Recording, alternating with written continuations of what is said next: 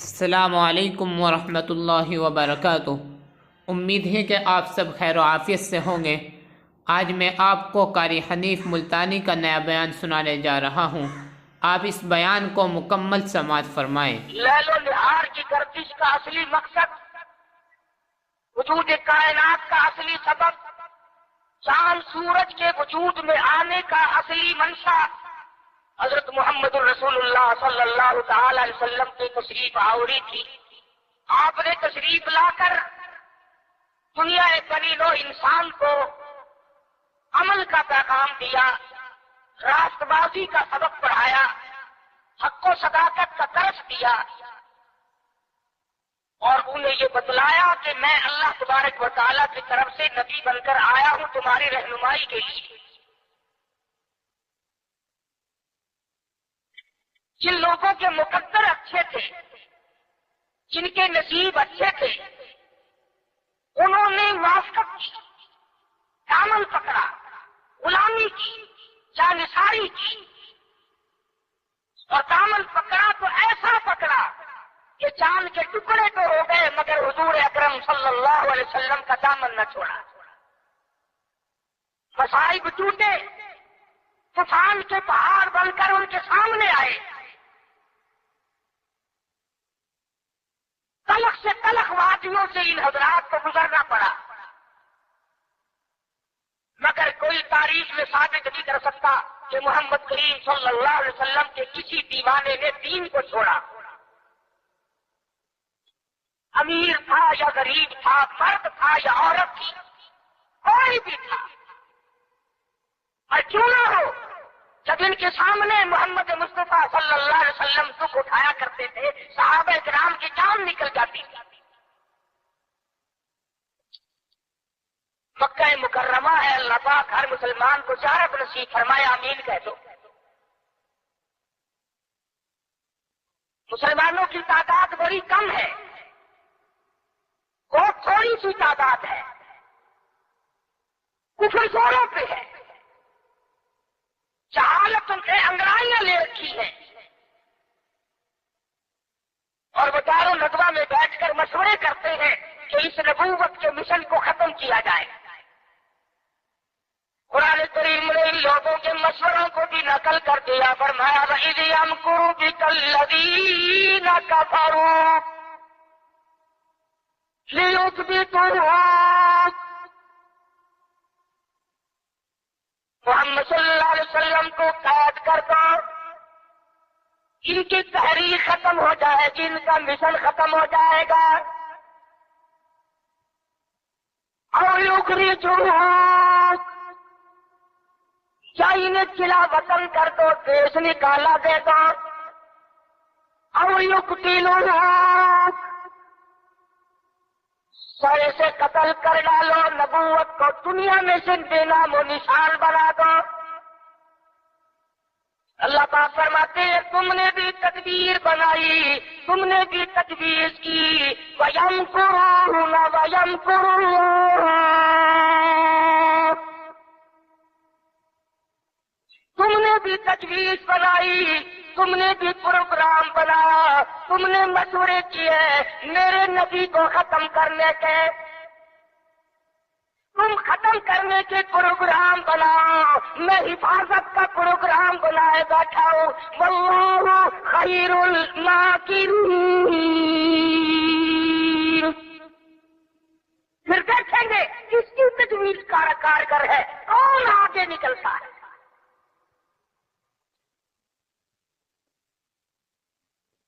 یہ مارنے کے ڈر پہ ہے، یہ ختم کرنے کے ڈر پہ ہے، یہ مٹانا چاہتے ہیں، اور اللہ کریم کے سامنے ادھر مدنی کریم صلی اللہ علیہ وسلم ساری رات سجدے فرماتے ہیں۔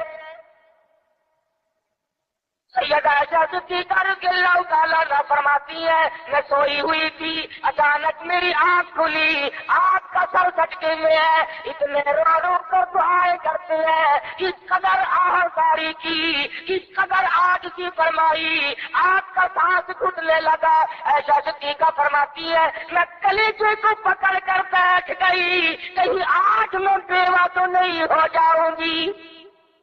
دعائیں مانگتے ہیں میرے پروردگار، میری امت کو معاف کر دے، میری امت کو بخش دے۔ آواز آتی ہے اور میرے کالی کملی والے، اور محبوب رویا نہ کر، اتنا پریشان نہ ہوا کر۔ وما کان اللہ لیعذبہم وانت فیہم وما کان اللہ معذبہم وہم یستغفرون۔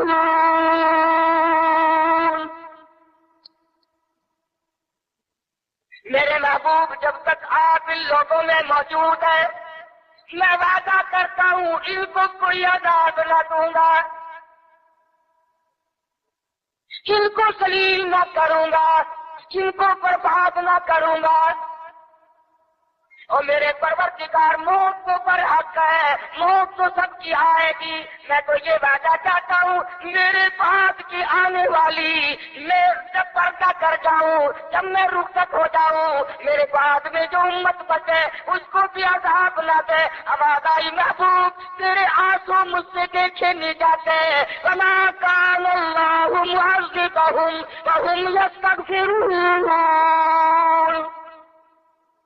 جو استغفار کرنے والے لوگ ہوں گے، جو مجھے منانے والے لوگ ہوں گے، جو معافی طلب کرنے والے لوگ ہوں گے، میرے محبوب میرا تو سے وعدہ ہے، مجھے اپنی کبریائی کی قسم میں انہیں بھی برباد نہیں کروں گا۔ امت کے لیے رات دن دعائیں مانگی، رو رو کر دعائیں مانگی۔ حضرت ابو ہریرہ رضی اللہ تعالیٰ عنہ فرماتے ہیں نبی کریم صلی اللہ علیہ وسلم قرآن کی تلاوت فرمایا کرتے تھے، جب عذاب کی آیت آتی اتنا سانس پھول جاتا، اس قدر گھبراہٹ آ جاتی، مجھے یوں آواز آتی جیسے ہنڈیا کھول رہی ہو۔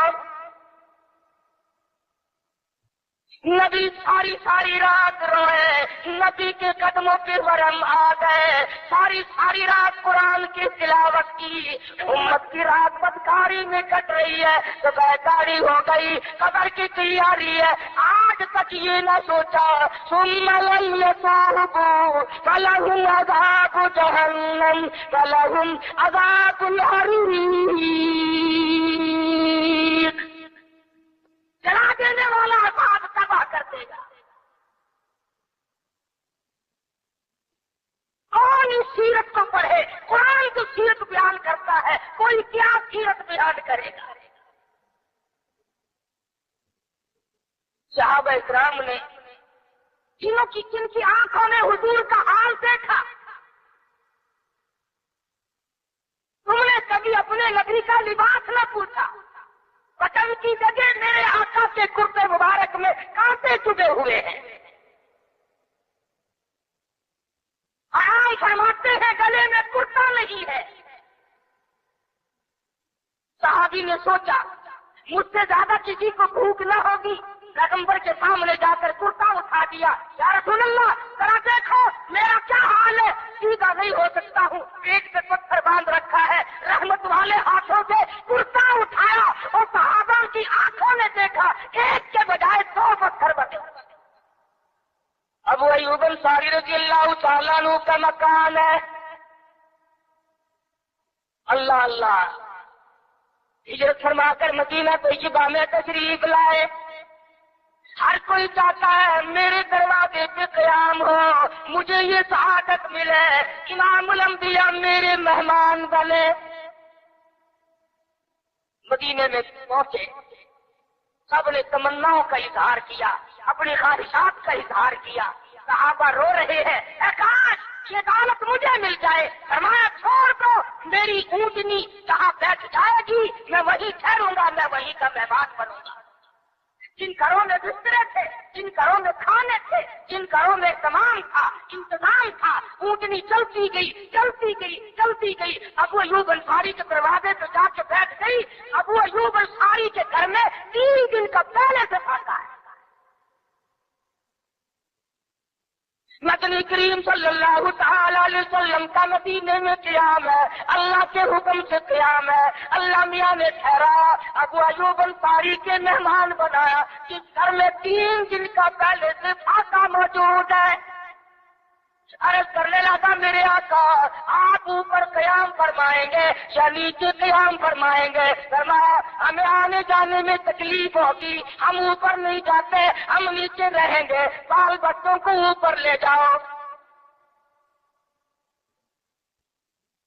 نبی ابو ایوب انصاری رضی اللہ تعالی عنہ کے بال بچوں سے اعتراض فرماتے ہیں اوپر چلے جاؤ، ہم نیچے ٹھہریں گے تاکہ پردہ کرانے میں بار بار ہمیں تکلیف نہ اٹھانی پڑے۔ اور نبی اپنے امتی کی بیوی کی عزت کو، آبرو کو اتنا عزیز رکھتا ہے، اور آج مسلمان جو ہے وہ سڑکوں پہ گھسیٹے پھرتا ہے۔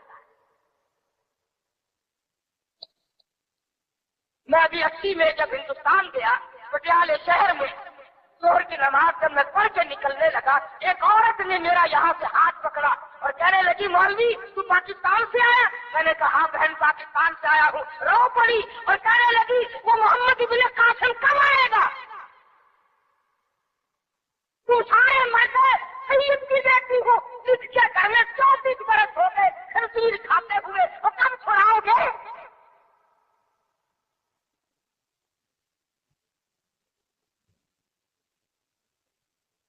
کرنال شہر میں اڈے پہ کھڑے ہوئے ایک عورت نے پوچھ لیا تم پاکستان سے آئے ہو؟ میں نے کہا، رو پڑی، کہنے لگی وہ تمہارا اسلام قرآن کہاں گیا؟ ارے آج تم اپنے آپ کو نہیں سنبھال سکتے، مسلمانوں کی بیٹیوں کی تو تم کب خبر لوگی؟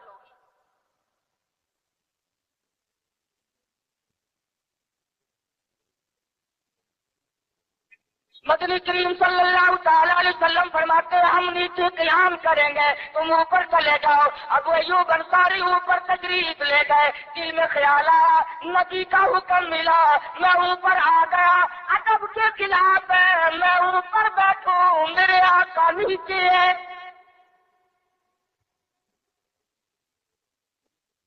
تو نے تو نبی کا ادب کرنا بھی نہیں سیکھا، تو نبی کے ادب کی طرف بھی نہیں جاتا۔ ابو ایوب انصاری سے جا کے پوچھ لے، کوٹھے سے بیٹھنے کے لیے تیار نہیں، کھڑا ہوا سوچ رہا ہے شش و پنج میں ہے، نیچے جاتا ہوں نبی کے حکم کے خلاف ہو جائے گا، اوپر بیٹھتا ہوں بے ادبی ہو جائے گی۔ علماء نے لکھا ہے ابو ایوب انصاری نے مدینے میں ساری رات ملیرے سے لٹک کے گزار دی۔ تمام رات ابو ایوب انصاری رضی اللہ تعالیٰ عنہ ملیرے پہ لٹک کے رات پوری کر دیتا ہے۔ نیچے جاتا ہوں نبی کے حکم کے خلاف ہوگا، اوپر بیٹھتا ہوں بے ادبی ہوگی۔ ارے نہ بیٹھا نہ نیچے گیا، ساری رات لٹک کے گزار دی۔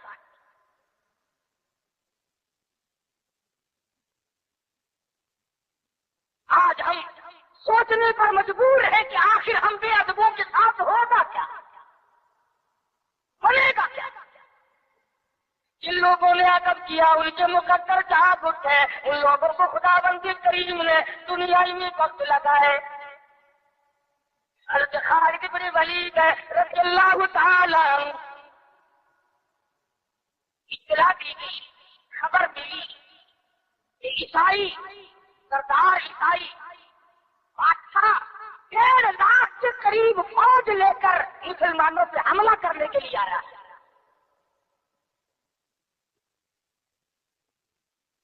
حضرت خالد بن ولید رضی اللہ تعالی عنہ کو 50-60 آدمی دیے، جاؤ بادشاہ کی فوج کا اندازہ لگا کے آؤ، تخمینہ لگا کے آؤ، اسلحہ دیکھ کے آؤ، ان کی تعداد کا اندازہ لگاؤ وہ کتنے ہیں۔ حضرت خالد بن ولید رضی اللہ تعالی عنہ چند صحابہ کرام کو ساتھ لے کر کے پہنچے۔ عیسائی بادشاہ کو پتا چلا، اس نے حضرت خالد بن ولید رضی اللہ تعالی عنہ کو بلایا اور کہنے لگا کہ دیکھو جنگ اچھی چیز نہیں ہے، ہم سے صلح کر لو، ہم سے صلح کر لو۔ حضرت خالد فرمانے لگے صلح میں دیر کیا ہے، لا الہ الا اللہ محمد رسول اللہ صلی اللہ علیہ وسلم، کلمہ پڑھ، مسلمان بن جا، میرا بھائی بن جا، جنت کا حقدار بن جا، میرے نبی کا غلام بن جا، اللہ کی توحید کا ماننے والا بن جا، ابھی تمام باتوں میں صلح ہو جائے گی۔ وہ کہنے لگا بڑا جلدی کلمہ پڑا ہے، جیسے میں اکیلا بیٹھا ہوں، تو نے میری فوج دیکھی ہے؟ 1-2 लाख फौज लेके आया हो, कहा जाएगी मेरी फौज तुम्हें? कलमे पढ़ा रहा है। हजरत खालिद को कहने लगा तुझे पता नहीं तू किसके सामने खड़ा है? फरमाया हाँ, एक ईसाई काफिर के सामने खड़ा हूं। वो कहने लगा है कोई जल्लाद? फौरन तलवार लेकर हाजिर हो गए। कहा इस गुस्ताख की गर्दन काट मारो। हजरत खालिद के साथ 2 आदमी और थे। उन्होंने ये नहीं कहा है जी अजी हम तो यूं ही बात कर रहे थे जी, अजी आप बरहम हो गए, अजी हुजूर आप नाराज हो गए। हजरत खालिद ने ये नहीं फरमाया कि बाहर वालों को इत्तला कर दो, वो 50-60 आदमी को हमारे साथ मिल जाए। तो साथियों को फरमाया अब एक दूसरे की तरफ मत देखना, तलवार निकाल लो, इंशाअल्लाह आपसे कौसर से मुलाकात होगी। 3 आदमी 150 लाख के मुकाबले में टकरा गए। ये ना सोचा कि होगा क्या। हज़रत खालिद बिन वलीद रज़ियल्लाहु ताला अन्हु 2 साथी और तमाम काफिरों की फौज में घिर गए। जंग शुरू हो गई। अबू उबैदा बिन जर्राह रज़ियल्लाहु ताला अन्हु के खाम में मदनी करीम सल्लल्लाहु अलैहि वसल्लम तशरीफ लाए। फरमाया अबू उबैदा तू सोया हुआ है, मेरा खालिद घेरे में आ गया। घबरा के उठे, शोर मचाया, लोगों जल्दी करो पहुंचो, खालिद घेरे में है। हज़रत खालिद की बीवी उम्मे तमीम सुनती है, कहने लगी नहीं मुझे यकीन नहीं आता, मेरा खालिद घेरे में आने वाला नहीं, आ ही नहीं सकता।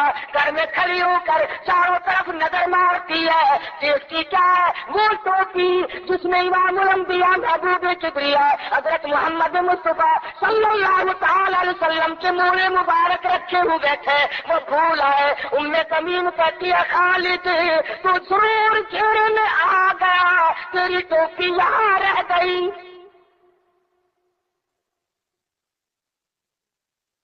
उम्मे तमीम ने टोपी लेकर के शोर नहीं मचाया, कपड़े नहीं फाड़े, चेहरा नहीं नोचा, अबू उबैदा के पास नहीं आई, बगल में टोपी दबाई, फुलका ओढ़ा, घोड़े पर सवार हुई, तलवार लेकर घोड़े को सर पर छोड़ दिया। साहबा देख रहे थे, अरे ये कौन है? ये कोई जासूस मालूम होता है, इसे पकड़ो। साहबा ने घोड़े दौड़ाए, घेरे में ले लिया, पूछा बुरखा पोछ तू कौन है? कहने लगी मैं छेड़ो खालिद की बीवी उम्मे तमीम हूँ। तू कहाँ चली है? कहने लगी मेरा खालिद घेरे में आ गया, टोपी घर पे भूल गया, वो पहुंचाने चली हो, हमें देते हम पहुंचा देंगे, तू औरत साथ है। कहने लगी खालिद की जो कदर मैं जानू तुम नहीं जानते, जान के दूंगी मगर टोपी किसी को न दूंगी। निकल पड़ी, आंख देखा तलवारें चल रही हैं, गाजर मूली की तरह आदमी कट रहे हैं। हज़रत खालिद बिन वलीद बीच में है, उम्मे तमीम ने तलवार निकाल कर चलानी शुरू कर दी, गाजर की तरह लोगों को काट मारा। खुद हज़रत खालिद कहते हैं और मेरे साथियों इस नौजवान को पहचानो, इस बुर्का पोश को पहचानो, इस निकाब पोश को पहचानो, ये कौन है? जब सामने गई निकाब उठा के कहने लगी खालिद तेरी बीवी उम्मे तमीम हो, ये टोपी भूल आए हो, पहुंचाने आई हो। और कराची के मुसलमानों तुमने कभी सोचा नहीं खालिद के सर पे नबी की टोपी नहीं, जिसमें नबी के बाल रखे हुए थे, वो घेरे में आ गए। आज तेरे पास कुरान नहीं, तू घेरे में है। वो टोपी घर पे भूल आया था, तू कुरान को मस्जिद में कैद करके आया, आज तू कुफर के लड़के में फंसा हुआ है, तू घेरे में है, तुझे कौन नहीं निकाल सकता अल्लाह के कुरान के सिवा। तुम कितनी अस्करी ताकत बढ़ाओ, तुम तादाद बढ़ा लो, तुम छोटे बड़े जोर लगाओ, कितनी तुम कोशिश करो, खुदा की कसम जब तक तुम अल्लाह का कुरान लेकर के नहीं बैठते उस वक्त तक तुम्हारा घेरा नहीं टूट सकता। तुमने अल्लाह के कुरान को मस्जिद में कैद कर दिया,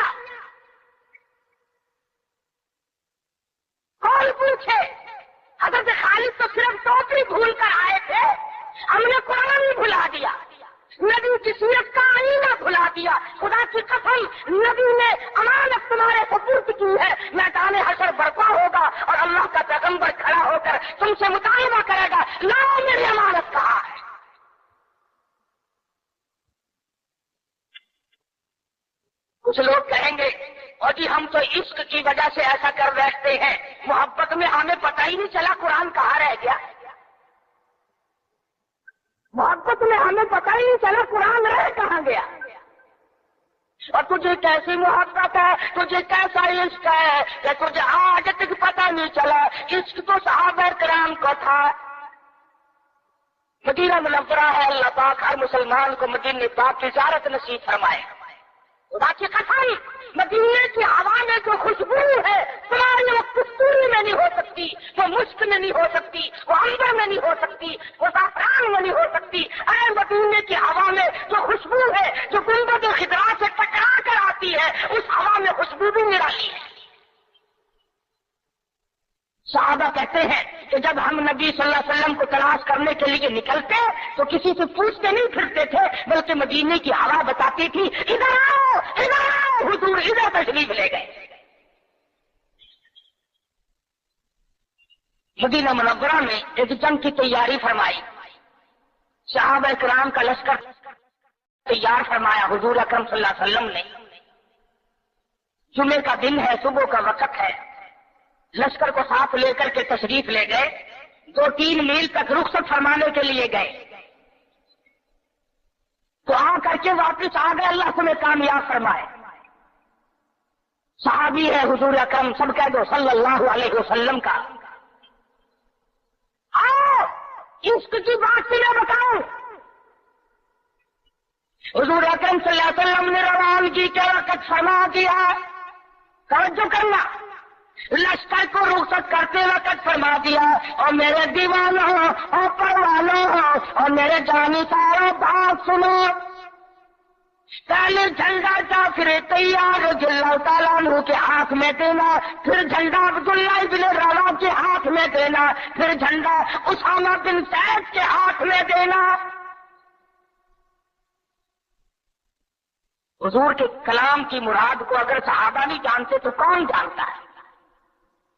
سمجھ گئے صحابہ کہ جعفر تیار شہید ہوں گے، یہ جو حضور نے فرمایا پھر اس کو دینا پھر اس کو دینا، حضور صلی اللہ علیہ وسلم کے کلام کی فرمان کی ارشاد کی مراد اور منشا غرض و خواہش صحابہ سمجھ گئے کہ جعفر تیار شہید ہوں گے، اور پھر عبداللہ بن روا بھی شہید ہوں گے، اور اسامہ بن زید بچ کے آئیں گے۔ صحابہ کا تجربہ تھا حضور کے کلام کو سمجھنے کے لیے۔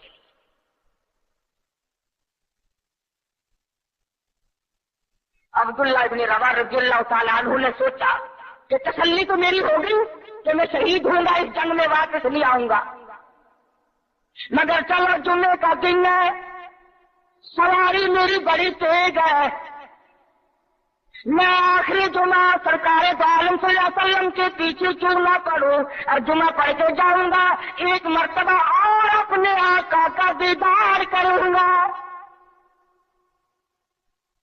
واپس مدینے میں آئے، گھر نہ گئے، بیوی بچوں میں نہ گئے، باغ و بہار میں نہ گئے، فصل باڑی میں نہیں گئے، لوگوں میں نہیں گئے، سیدھے مسجد نبوی میں تشریف لائے۔ جمعے کی نماز کے بعد مدنی کریم صلی اللہ علیہ وسلم سے سلام کیا، حضور نے فرمایا عبداللہ میں نے تو تجھے صبح رخصت کیا تھا لشکر کے ساتھ،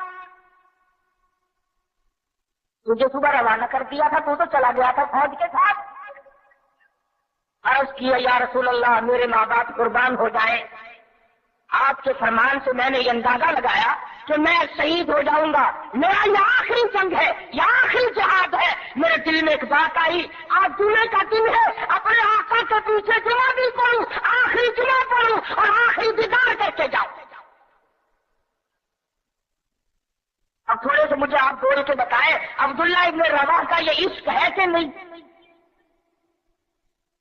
کوئی ڈر کی بات نہیں، کوئی خوف کی بات نہیں، بیوی بچوں کی محبت نے نہیں کھینچا، باغوں کو دیکھنے نہیں گیا، بچوں سے ملاقات کے لیے نہیں گیا، ارے حضور کا عشق ہے، کہتا آخری جمعہ، آخری دیدار، آخری ملاقات۔ اور عرض کیا میرے آقا میں اپنے ساتھیوں کو جا ملوں گا، میری سواری بڑی تیز ہے۔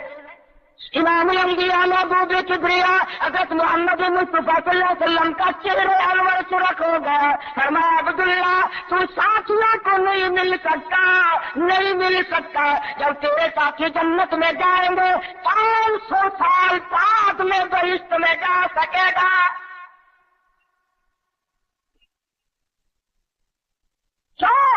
اس لیے چاہے تم عشق کے تحت آئے، محبت کی وجہ سے آئے، جذبے کی وجہ سے آئے، جمعے کے لیے آئے، میرے دیدار کے لیے آئے، میری ملاقات کے لیے آئے، جب میں نے رخصت کر دیا تھا میرے حکم میں تاخیر کیوں کی؟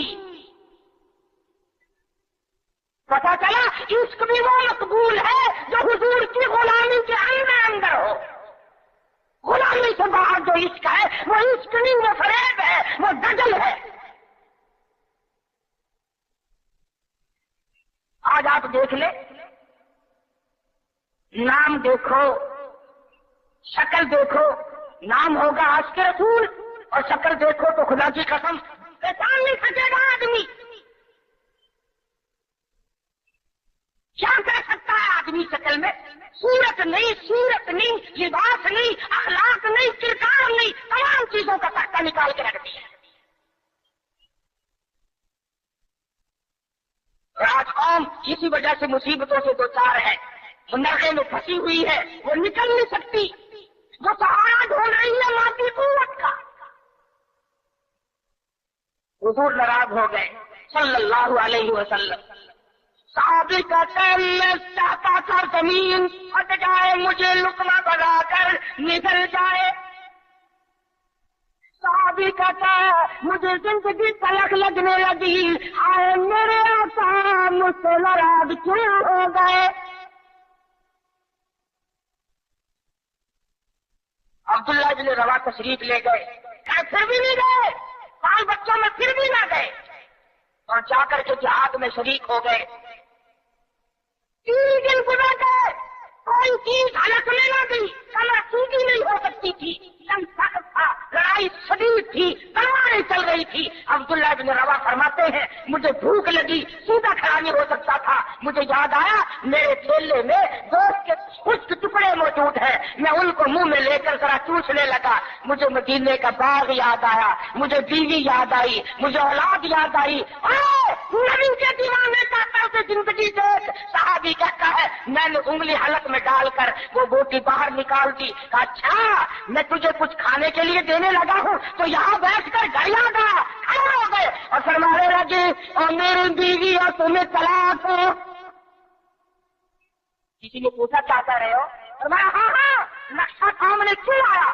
آخری وقت میں دنیا کا نقشہ میری آنکھوں میں کیوں کھینچا؟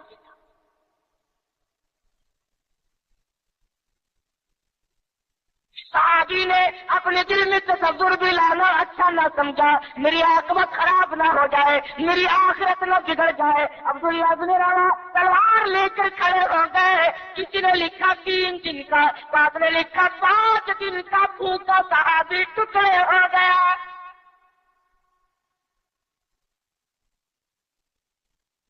یہ تاریخ کی چیز کہا جاتا ہے، لیکن حضور کی اندازہ لگاؤ حکم میں تاخیر کی وجہ سے 500 سال بعد کو بہشت میں جا سکے گا، اور جنہوں نے حضور کے احکام کو سرے سے ٹھکرا دیا، سرے سے ماننا ہی نہیں، انکار کر دیا، اب یہ فیصلہ تم کرو، اب یہ فتویٰ تم دو کہ وہ جنت میں کب جائے۔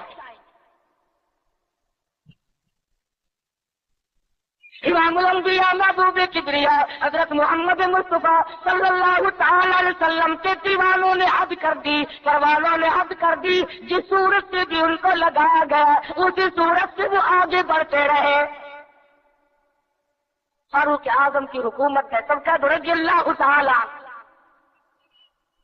مصر کے علاقے میں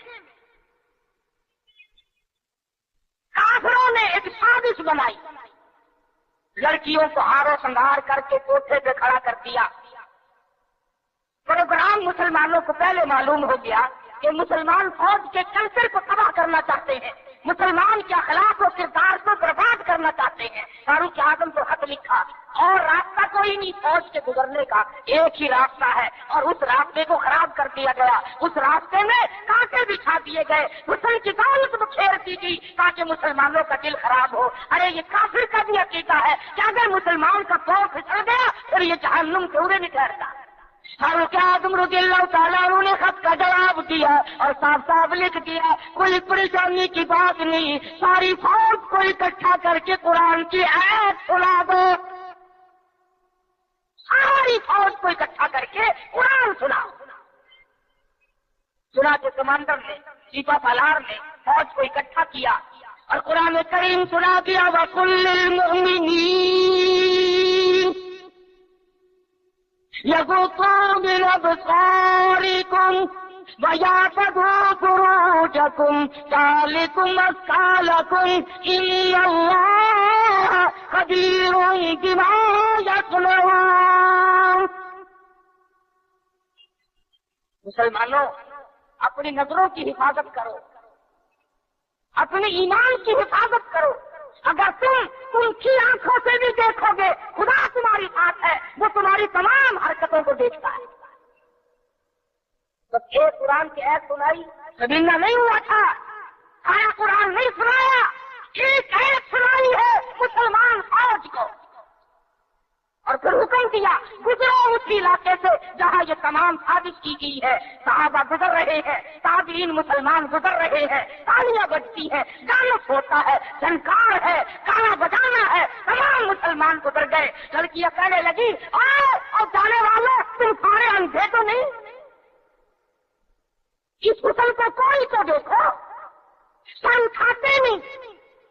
ایک مسلمان سپاہی گزرتا گزرتا کہنے لگا کوئی کیسے دیکھے گا، سارے کے سارے اللہ کا قرآن سن کے آئے ہیں، سارے قرآن پاک سن کے آئے ہیں، یہ دیکھیں گے کیسے؟ لڑکیاں کہنے لگی وہ قرآن کیسا ہے، اس میں کتنی قوت ہے، اس میں کتنی طاقت ہے، اس میں کتنی استعداد ہے، اس میں کتنی پاور ہے، جو ایسے حسن کے نظارے سے روک دے، جو ایسا حسن نہ دیکھنے دے۔ اور کہنے لگے جانے والا یوں نہ جاؤ، وہ قرآن کریم ہمیں بھی سناتے جاؤ، سناؤ ہمیں وہ قرآن۔ ایک مسلمان سپاہی چلتا بھی جاتا ہے، قرآن بھی پڑھتا جاتا ہے۔ تاریخ شاہد ہے، عیسائیوں کی بیٹیاں تھی، یہودیوں کی لڑکیاں تھی، کافروں کی بیٹیاں تھی، ارے طرف فوٹو کاٹ کر نیچے چھلانگ لگائی، اور جانے والوں چھوڑ کے نہ جاؤ، ہمیں بھی یہ قرآن سناؤ اور ہمیں بھی اللہ کے بندے بناؤ۔ ایک ایت سن کر اتنا عمل کیا، جن کو ثابت بنایا تھا وہ تمام لڑکیاں مسلمان ہو کر مجاہدین کے ساتھ آ جاتی۔ عقل کرو، شادی میں تو قرآن کو جگہ نہیں دیتا، بنگلے میں، کوٹھی میں، فلائٹ میں، کاروبار میں، دکان میں خدا کے قرآن کو جگہ نہیں دیتا۔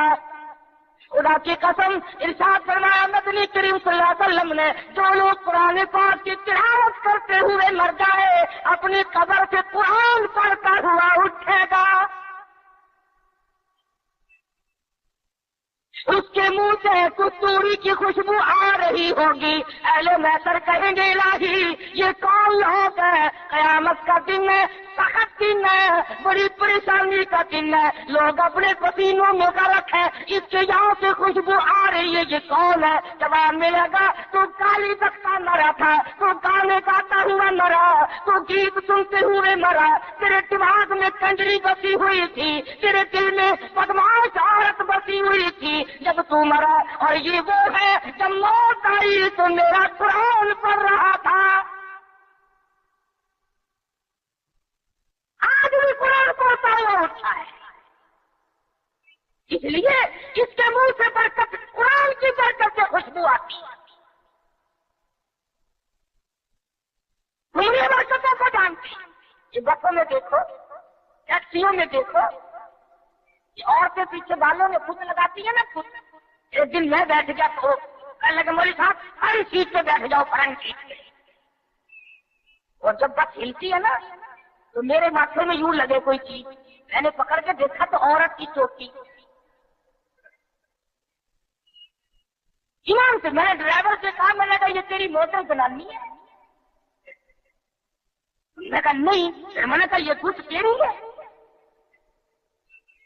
کہنے لگا میں نے بابا فرید کی ہے۔ میں بولا کہتے بابا فرید تو مرد تھا، اس کی کدھر سے آئی؟ عقیدہ دیکھ، تصویر لٹکی ہوئی ہے، یہ کس کی ہے؟ فلانے بابا کی ہے، ایمل شریف والے بابا کی ہے، شاہ پٹل والے، اور یہ بابے تھے یا بابا کی یہ عورتیں دھو رہی تھی؟ اس کو عقل کر، اللہ والوں کی توہین کرتے ہو۔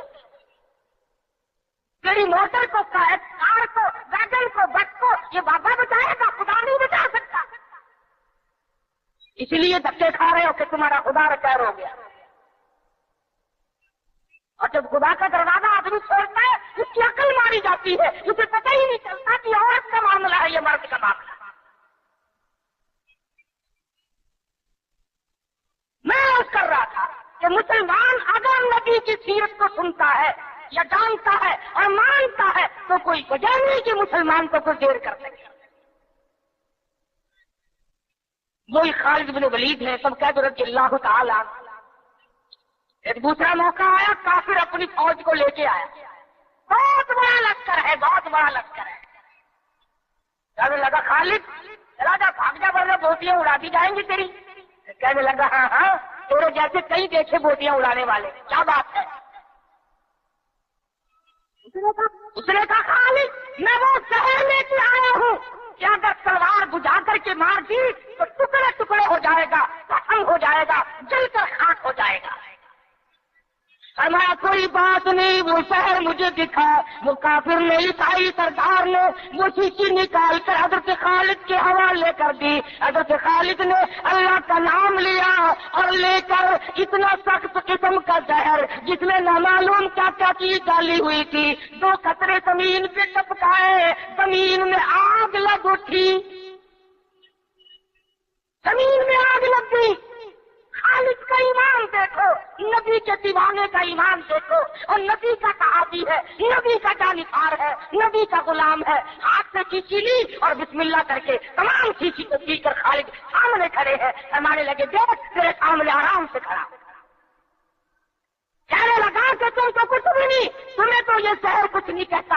تم کیا کھاتے ہو، تم کیا پیتے ہو، تمہارا کیا مطلب ہے، اور جاؤ اپنے خیمے میں، میں تمہارے پاس آؤں گا. عیسائی سردار گیا، خالد کو کہنے لگا وہ کتا کھلا، وہ دوا پلا، جس کو زہر کچھ نہ کہے، تلواریں نہ ڈرائے، تیر نہ ڈرائے، مرنے سے نہ ڈرے. فرمایا غسل کر، غسل کیا. فرمایا لا الہ الا اللہ محمد الرسول اللہ صلی اللہ علیہ وسلم. کلمہ پڑھایا. عیسائی کلمہ پڑھ کے کہنے لگا خدا کی قسم اب وہی جذبہ، وہی ہمت، وہ قوت میرے اندر آ گئی. تم ٹھہرو، اب اس ساری فوج سے میں اکیلا ٹکراؤں. چنانچہ وہ ٹکرا گیا اور شہید ہو گیا. ایسی صورت میں جب کہ عقائد کا میدان ہمارا یہ ہو اور عمل کا میدان ہمارا یہ ہو اور کردار کی صورت یہ ہو تو بات کیسے بنے؟ تو میں کر رہا تھا امام الانبیاء محبوب کبریا حضرت محمد مصطفیٰ صلی اللہ تعالی علیہ وسلم کی تشریف آوری کا یہی مہینہ، ولادت باسعادت کا یہی مہینہ، اور حضور کی وفات کا بھی، آپ کی رخصتی کا بھی یہی مہینہ. کیونکہ میں نے رات عرض کیا تھا کہ پیدائش میں تو کچھ اختلاف بھی ہے، 9 کا 10 کا 11 کا، آپ کی رخصتی میں کسی کا اختلاف نہیں. اور اگر 12 پیدائش کی ہے تو 12 وفات کی اللہ میاں نے جان کے رکھی. تم بھی کراچی کے لوگوں، خدا بند عالم تمہارے یہاں بے نیاز ہے کہ نہیں؟ اللہ میاں کو بے نیاز مانتے ہو؟ اللہ میاں جانتا تھا کہ نبی کی آمد کی خوشی میں نامعلوم ناچیں گے، ڈانس کریں گے، ڈھول بجائیں گے، کیا کیا خرافات کریں گے. اللہ میاں نے اسی دن میں حضور کی وفات رکھ دی. فرمایا اگر خوشی آئے اچھلا مت، کم آئے تو کما نہ ہو جاؤ. وہی دن خوشی کا اور وہی دن کمی کا. تجھے غم کا کیا پتا؟ تیرا بیٹا مر جائے تجھے غم کا پتا، تیری بیگم مر جائے تجھے غم کا پتا، تیرا جوان کریل بھائی مر جائے تجھے غم کا پتا. تم نے ماں کا صدمہ دیکھا ہوگا، تم نے باپ کا صدمہ دیکھا ہوگا، تم نے بیٹے کی موت کا صدمہ دیکھا ہوگا. خدا کی قسم جاؤ بلال سے جا کے پوچھو جب حضور رخصت ہوئے تیرا کیا حال بنا تھا. تو کیا جانے کہ صحابہ کرام کے اس دن کیا بیتی. حجت الوداع کے زمانے سے لے کر 12 ربیع الاول تک محمد مدنی صلی اللہ علیہ وسلم بیمار رہے. آخری وقت کا مرض الموت. ازواج مطہرات رضی اللہ تعالیٰ عنہن اجمعین کو جمع فرمایا. فرمایا اے ام حبیبہ، ایسے نبی، اے حفصہ، تمام کے تمام بخوشی اجازت دو میں اپنی بیماری کے دل ایسا صدیقہ کے حجرے میں گزار لوں۔ وہ کس طریقے سے اجازت مانگتے ہیں؟ ہمارے یہاں تو ساری زندگی اجازت کا سوال ہی پیدا نہیں ہوتا، گویا بیماری کے دن بھی گزارنے تھے، اور ایسا صدیقہ کے حجرے کو قیامت تک کے لیے بہت بڑا مقام دینا تھا۔ بنیاد پڑ رہی ہے گنبد خضرا کی۔ سیدہ عائشہ صدیقہ رضی اللہ تعالی عنہا فرماتی ہے، آخری وقت تھا، پسینے آئے، گھبراہٹ طاری ہوئی، فرمایا میری عائشہ ٹھنڈے پانی کا پیالہ لے آ، میں سمجھی پانی پیئیں گے، میرے محبوب کو پیاس لگی ہوگی، میرے محبوب کو گرمی لگی ہوگی۔ میں پانی کا پیالہ لے کر حاضر خدمت ہوئی، اشارہ کر کے فرمایا یہاں رکھ دے، میں نے رکھ دیا۔ رحمت والا ہاتھ پانی میں ڈبو کر اپنے منہ پہ چھینٹے مارنے شروع فرما دیے۔ عائشہ صدیقہ فرماتی ہے میرا جگر پھٹنے لگا، اور میرے محبوب کیا بنی، یہ گھبراہٹ کیسی، یہ پریشانی کیسی؟ فرمایا میری عائشہ تو نہیں جانتی موت کتنی گھبراہٹ والی ہے۔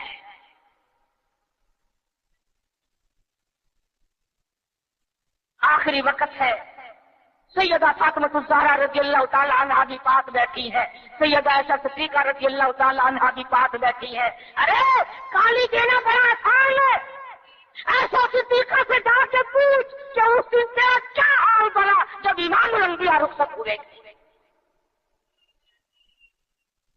صحابہ دیوانے ہو گئے، صحابہ جنگلوں کو نکل گئے، وہ فاروق جیسے کہنے لگے جو کہے گا حضور کی وفات ہو گئی تلوار سے قتل اڑا دو۔ بلال کا کیا بنا، سہیل کا کیا بنا، سلمان فارسی کا کیا بنا؟ ارے جن بچوں کے سر پہ یتیمی کی وجہ سے ہاتھ پھیرا کرتے تھے وہ بچے روئے، مدینے کی عورتیں روئی، مدینے کے بیمار روئے، آج ہم یتیم ہو گئے۔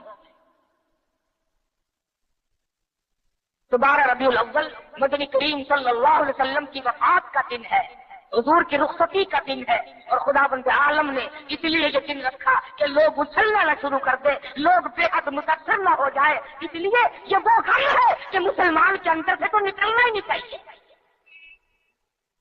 امام الانبیاء دنیا سے گئے، تیرا نبی سے اگر تعلق ہوتا، تجھے نبی سے محبت ہوتی، انس ہوتا، خدا کی قسم اس دن تو رونے کا دن تھا۔ اس لیے سیرت نے تمام چیزیں ہمیں بتلائی اور ساری چیز ہمارے سامنے آ گئی۔ جن لوگوں نے کھیل بنایا، تماشا بنایا دین کو، نبی کی سیرت کو، کیا ہے وہ لوگ؟ ہمیں ان لوگوں کی کوئی پرواہ نہیں۔ خدا کی قسم یہ لوگ تھے جنہوں نے گنبد خضرا پہ بیٹھ کر ایک ایک چھٹاک مصری کی دال کا پانی 11 آدمیوں نے پی کر کے زندگی گزاری۔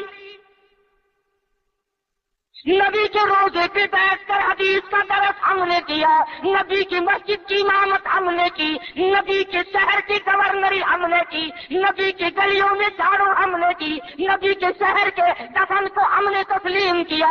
ہم تو آئے کرتے ہیں، جاؤ شیخ الحدیث مقدس کو دیکھو، 20 برس گزر گئے، آج تک گنبد خضرا کی پڑوس میں دفن ہونے کے لیے منتظر بیٹھے۔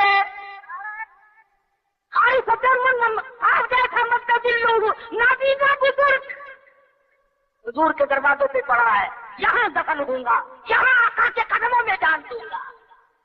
تو یہی کلی کھڑکاتا پھر کر رہی ہو، بڑا عاشق ہے نا؟